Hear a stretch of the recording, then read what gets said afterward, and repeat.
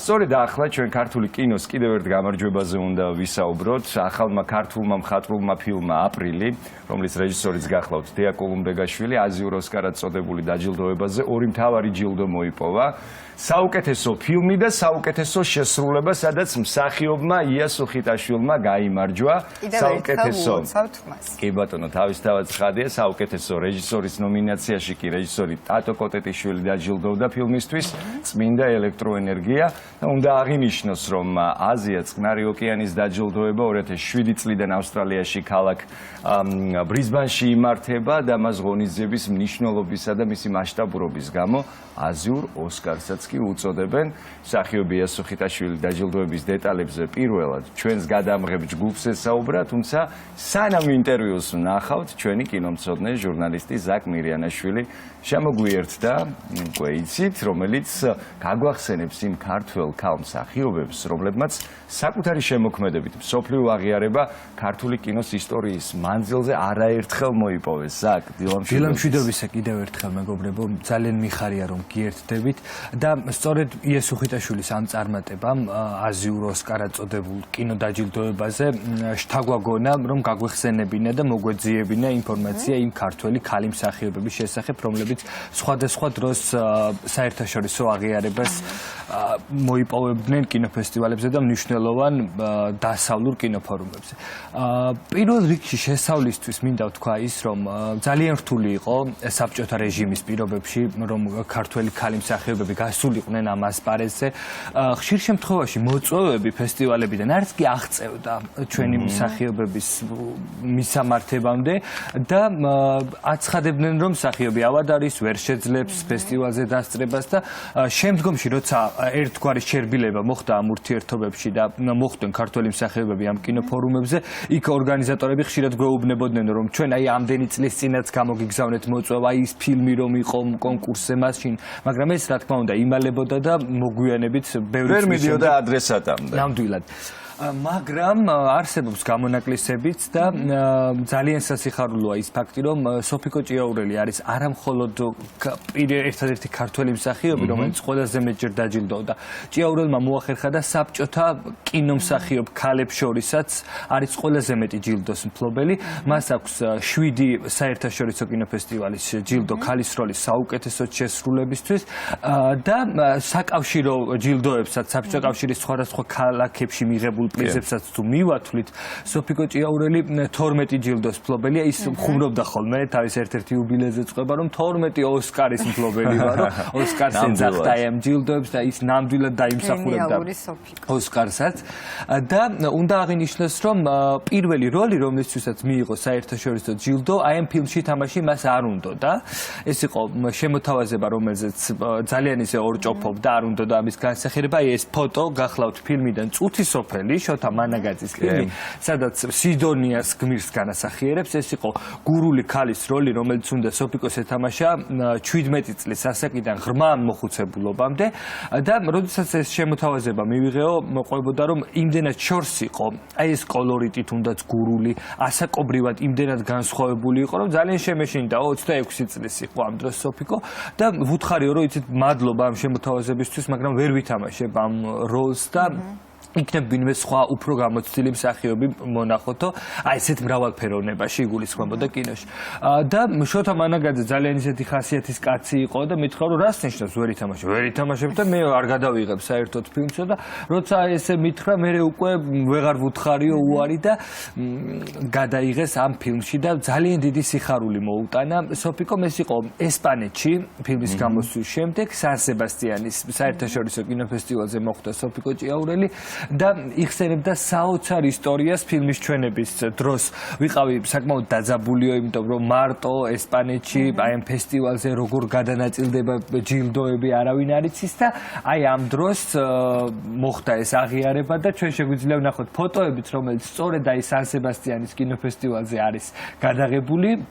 აი ეს არის ტრადიცია, როგორ ეგებებიან მთავარი ჯილდოს მფლობელ მსახიობს ესპანეთში და არქივში ოქროს ფონდში ინახება უნიკალური ჩანაწერი სოფიკო ჭიაურელი როგორ იხსენებდა სან სებასტიანზე მის აღიარებას და ერთ საოცარ ისტორიას და მინდა რომ თქვენთან ერთად გავიხსენო და სოფიკოს ხმაც მისი ხმის ტემბრით შემოვიდეს ჩვენს ცნობიერებაში კიდევ ერთხელ. აუცილებლად.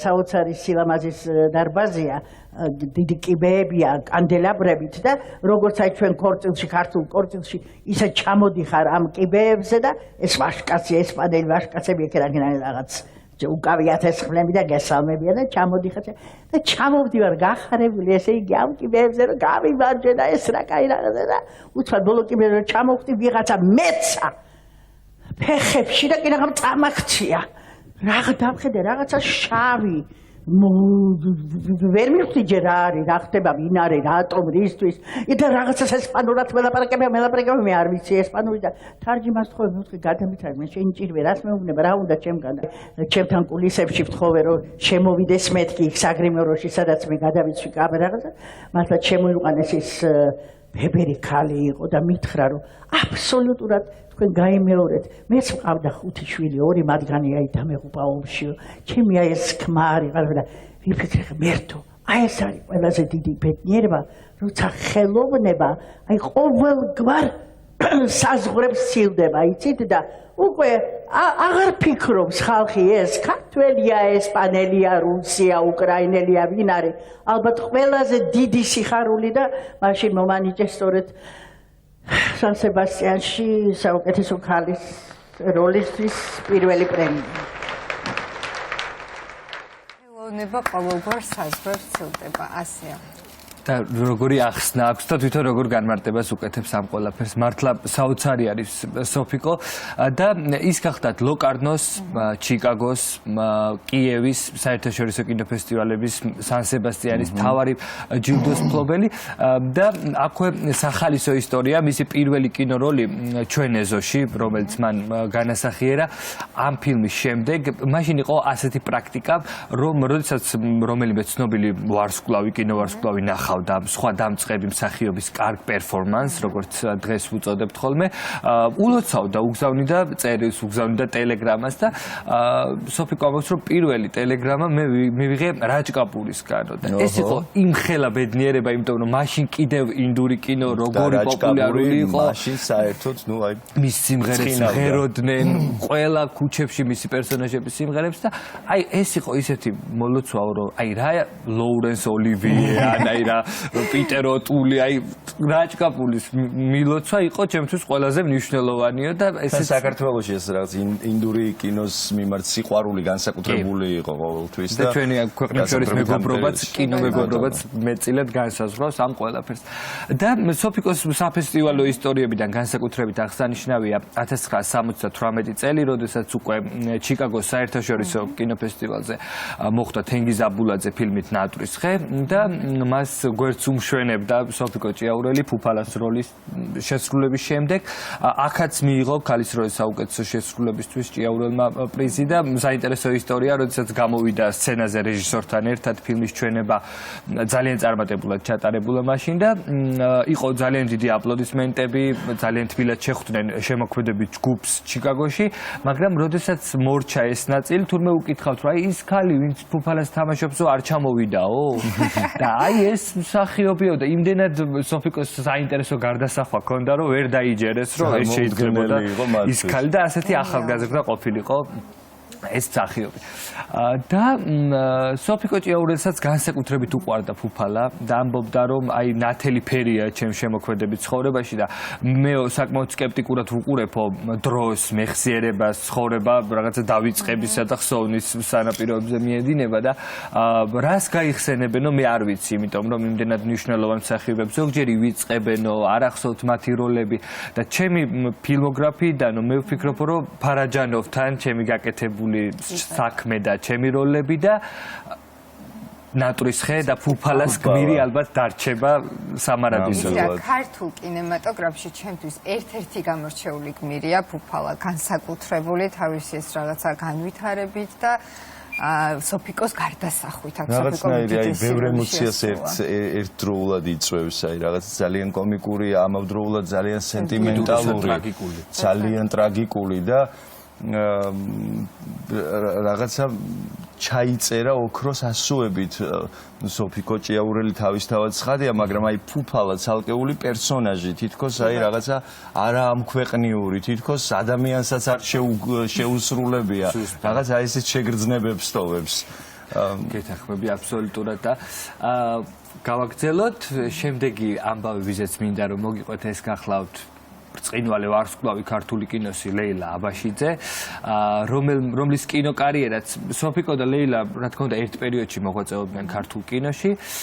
ზოგიერთები ამბობენ იმასაც, რომ ისინი კონკურენტებიც იყვნენ ერთმანეთის გარკვეულ როლებზე და ლეილა აბაშიძე უფრო ადრე მოვიდა ქართულ კინოში, ვიდრე სოფიკო ჭიაურელი. მისი კინოკარიერა ბავშვობიდან იწყება ქაჯანას როლით და ქალბატონი ლეილა აღნიშნავდა, რომ აი იმ წლებში, როდესაც ის პირველ ნაბიჯებს გავდა ქართულ კინოში, ნაკლებად იყო პრემირებული კონკურსები საბჭოთა კავშირის ქვეყნებისთვის, იმიტომ რომ ომის შემდგომი პერიოდი, დაძაბული ურთიერთობები, ამიტომ ბევრი როლი ვერ მოხვდა მისი საერთაშორისო კინოფესტივალებზე და ამას განსაკუთრებული გულისკივილით აღნიშნავდა, იმიტომ რომ ნამდვილად ასია ის აუცილებლად მიაღწევდა დიდ წარმატებას, მაგრამ შემდგომში უკვე როდესაც სწორედ ეს დათბობის პერიოდი იყო, ლეილა აბაშიძის გმირებმაც საერთაშორისო აღიარება მოიპოვეს. პირველი ეს იყო ჭრიჭინა, რომელიც გასცდა საბჭოთა მასშტაბებს და ამერიკაში ამერიკული პრემიერის შემდეგ ლეილა აბაშიძე მუნჯი კინოს სოფლიოს უდიდეს ვარსკვლავს მერი პიკფორდ შეადარეს და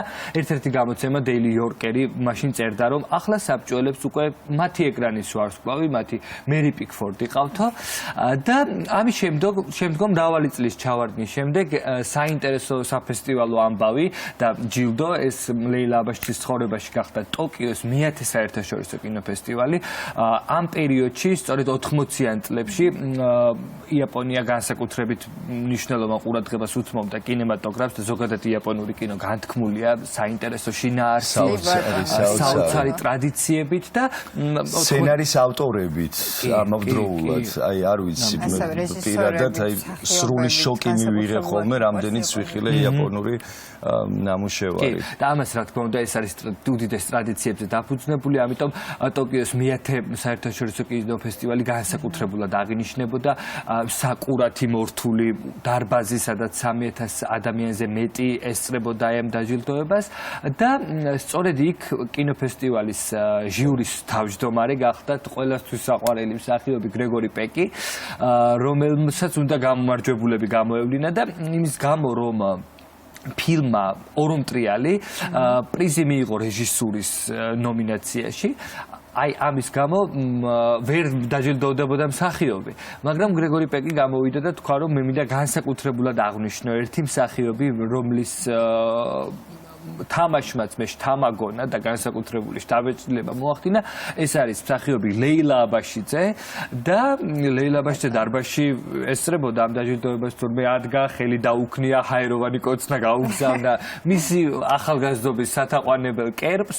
გრეგორი პეკი შემდეგ ჩამოვიდა სცენაზე და ძალიან საინტერესო ურთიერთგაცვლა ჰქონდათ და უნდა აღინიშნოს, რომ ლეილა აბაშიძე როგორ იხსენებდა ამ ისტორიას, რუსთავიორის არქივმა შემოინახა და შეგვიძლია ვნახოთ ეს პატარა ამბავი და ასევე ფოტოც არის მათი უკვე ასაკში მყოფი გრეგორი პეკი და ლეილა აბაშიძე კვლავაც მომხიბვლელი, როგორ ხვდებიან ერთმანეთს, ნახოთ შეგვიძლია. თავმჯდომარე იყო ჟიურის და ხვდებოდით და უეცრად გაშალა ხელები და ლეილა მითხრა, მე გამიკვირდა. გადამეხვია და მაკოცა. მე გაშეშებული დავრჩი, მთელი ქალები შურით მიყურებდნენ. ჩამოვიდოდი უცხოეთიდან, მქონდა რაიმე წარმატება, ყველას უყვებოდი. მეგონა რომ იმათაც უხარიათ. თქვენ წარმომიკვდეთ, თურმე მტრებს ვიძენ, თურმე ჩუმად უნდა იყო, არ ვიცოდი. ეხლა რაც არ უნდა თქვან. გადაათირქაგა, კი ბატონო 11, ცუდად დაგითხრიათ. არანაირი რეაქცია არა, არავითარ შორზე არა მაქვს, მაგრამ ეს ჩემი თანმზდევია რატომღაც. არ ვიცი, ამ ადამიანში ერთობლივად იყო მოქცეული აი ეს უზარმაზარი ნიჭიერება, სილამაზე, იუმორი, ადამიანური თვისებები, ყველაფერი ერთად. იშვიათად არიან ხოლმე ადამიანების შემკულები ნიჭით, ადამიანობით, პიროვნულობით, იუმორით და ეს მართლაც ის შემთხვევა, როდესაც ქალბატონი ილაში ყველაფერი დადებითი იყო. და ყველა თვისება ქონდა, რაც აი მართლა ვარსკვლავი შეიძლება რომ შედგეს ამ თვისებებიდან გამომდინარე. და რა თქმა უნდა, ჩვენ ნელ-ნელა უნდა გადმოვინაცვლოთ დღევანდელ თანამედროვე დროში, როდესაც ჩვენმა უსაყვარლესმა მსახიობმა იასუ ხიტაშვილმა კიდევ ერთი ჯილდო დაიმსახურა აზიისა და წყნარი ოკეანეების ქვეყნების კინოდაჯილდოებაზე და სხვათა შორის აი იასუ ხიტაშვილის ჯილდოებში ქალის როლის საუკეთესო შესრულებისთვის არის სან სებასტიანის კინოფესტივალის ჯილდო, რომელიც სოფიკო ჭიაურესაც ჰქონდა დამსახურებული და ესეც სიმბოლურია. რა თქმა უნდა ვილოცავ იას კიდევ ერთხელ აი ამ აღიარებას რეჟისორს და მთლიანად ქართულ კინოს, იმიტომ რომ დღევანდელ რთულ დროში თითოეული მიღწევა ქართული კინოსი, თითოეული აღიარება ჩვენთვის მართლა სასიცოცხლოდ მნიშვნელოვანია და ქართული კინოს ვარსკვლავები ის ადამიანები, რომლებზეც ჩვენ ვისაუბრეთ, ნამდვილად იბრძოდნენ, რომ ქართული კინო გასულიყო მთელს მსოფლიოში, მათ შორის ევროატლანტიკურ სივრცეებში, დასავლეთში მიიღო ზაკ, რომ აი მაშინის კედელი, უზარმაზარი კედელი რომ არ ყოფილიყო, რა კიდევ უფრო რამხელა მიღწევები შეიძლება ქონოდათ ჩვენს ქართულ მსახიობებს და ქართულ კინემატოგრაფს და ეს ასეც იქნებოდა. თუმცა ეს კედელი გარკვეულწილად გაარღვიეს კიდევაც, მაგრამ მოახერხეს და ქართულმა ხელოვნებამ მოახერხა ამის ნამდვილად არა მხოლოდ კინო ხელოვნების თითქმის ყველა დარგმა ეს მოახერხა. და გუშინ შევხვდით იასუ ხიტაშვილს ჩვენ. მიხარია რომ როდესაც ის დაბრუნდა ვენეციის კინოფესტივალიდან პირველი ინტერვიუით სწორედ ჩვენთან ჩვენს გადაცემაში ჰქონდა და ჩემს კინო რუბრიკაში და ახლაც დაბრუნების შემდეგ პირველი ჩვენთან იხსენებს უკვე აზიური ოსკარის მიღების საინტერესო ამბებს და შეგვიძლია რომ ვნახოთ მაინტერესებს ძალიან თქვენი აზრით ამ ინტერვიუზე. ჩვენს გვაინტერესებს ინტერვიუ. Best performer is Iya Sukitashvili. I am from Georgia. I love my country and I dedicate this award to it. Thank you. პირველი სიტყვა იყო სწორედ ეს, რომ მე ვარ საქართველოდან, მე ძალიან მიყვარს ჩემი ქვეყანა და სწორედ მას უძღვნი ამ ჯილდოს. ძალიან მოწიწებით და ძალიან დიდი სიფრთხილით დავწერე სტატუსიც, რომ უძღვნი ჩემ საქართველოს, ვიცი რომ ამის დრო არ არის თქო, იმიტომ რომ რაღაცა ისე მოხდა უცნაურად, რომ მაშინაც როცა პანდემია იყო, მაშინაც არ იყო თითქოს ამ ყველაფრის დრო. ეხლაც ესე იყო და რაღაცა არის, რომელიც როცა კიდე მიღმა რაღაცები ხდება და უბრალოდ გინდა რომ გაუზიარო, იმიტომ რომ რეალურად ძალიან პატარა ქვეყანა ხარ და მგონია რომ თითოეული გამარჯვება ძალიან მნიშვნელოვანია. ძალიან მოკლედ რო ვთქვა, თვითონ სახელწოდება ამ კინოდაჯილდოების არის აზიური ოსკარი, რომელიც რეალურად თავს უყრის მთელი წლის აი ამ შედეგებს. შეიძლება მაყურებელმა ესე არ იცოდეს, მაგრამ როგორც ევროპას აქვს თავისი A-კლასის კინოფესტივალები და დაჯილდოებები, როგორც ამერიკას, ასევე აქ აზიას. ძალიან ამაღელვებელი იყო, როდესაც უყურებ, რომ ხაზე ნომინაციებში სახელდები, მინდა აღვნიშნო, რომ 4 ნომინაციაში იყო ფილმი აპრილი წარმოდგენილი და აქედან 2 ნომინაცია საუკეთესო მსახიობის შემსრულებელი და საუკეთესო ფილმი აიღო აპრილმა. სამწუხაროდ, როდესაც სან სებასტიანში გავიმარჯვეთ, მე ვერ ჩავედი. მაშინ ეს ეპიდემია იყო და რეალურად ისე მიწევდა წასვლა, რომ დაჯილდოების დასასრულს თუ მივიდოდი. აქედან გამომდინარე, აი ეს ყველაფერი, ეს განცდები თავიდან ბოლომდე გავიზიარე ამ დაჯილდოებაზე. ძალიან ემოციური იყო და ძალიან შთამბეჭდავი. ძალიან ბედნიერი ვარ. 6 ნომინაციით შემოიფარგლება და 6-ვე ნომინაციაში იყო ქართული კინო. საუკეთესო რეჟისორაში აიღო ტატო კოტეტიშვილმა. The best director award goes to Tato Kotesishvili for Holy Electricity. It's amazing to get this prize among such wonderful films from so many countries. აღმოჩენა როგორც ახალგაზრდა ტალანტის დათა ჩაჩუა. For best new performer goes to Data Chachua for Panopticon. To be winning this award is a validation and it is encouragement to work harder in the future. რეალურად ძალიან ბევრჯერ გაისმა საქართველოსთან და ეს ჩემთვის ძალიან სიამაყე. მე მივხვდი რომ ძალიან ცოტა მჭირდება რომ ქული ამიჩქარდეს. თითქოს რაღაცას ამითი ვუკეთებ ჩემს ქვეყანას, რა ჩემს წილს რაღაცა ესე ხმამაღლა მასზე ვსაუბრობ თითქოს. იმიტომ რომ გენიალური ქვეყანა გვაქვს. გულშემატკივრობ ახალგაზრდა რეჟისორებს, იმიტომ რომ რა ვიცი, ყოველთვის ვიყურები ესე მომავლისკენ. სულ უნდა ვცდილობდე აი დღეს რას ვაკეთებ, როგორ ვაკეთებ, რამდენად საინტერესოდ ვაკეთებ, რამდენად განსხვავებულს ვაკეთებ. რაღაცაშიც არ უნდა ჩარჩე ხიბლებში. ხიბლი დამღუპველია მსახიობისთვის, ნებისმიერი ადამიანისთვის, ვინც მით უმეტეს შემოქმედებაში. რა მაგარია. ულოცავთ იას კიდევ ერთხელ თავისთავად ცხადია ასევე გამარჯვებულებს დატა კოტეტიშვილის წმინდა ელექტროენერგია დათა ჩაჩუამ როგორც ახალგაზრდა ტალანტმა მიიღო ჯილდო და ეს განსაკუთრებით მნიშვნელოვანია ჩვენთვის დღევანდელ დღეს და ვუსურვებთ ძალიან დიდ წარმატებას ამ ავტორებს.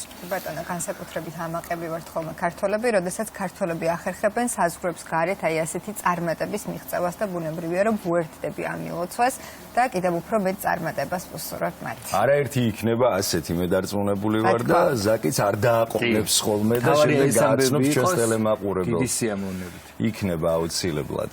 კი ბატონო, ზაკ ძალიან დიდი მადლობა, როგორც ყოველთვის იყო ძალიან საინტერესო და ინფორმატიული და ყოველთვის მე პირადად გელუდები ხოლმე და ჩვენი მაყურებელიც გელუდება. ჩემთვის თქვენი სიტყვები და ძალიან მიხარია ყოველ ოთხშაბათს რომ გიერთდებით. დიდი მადლობა.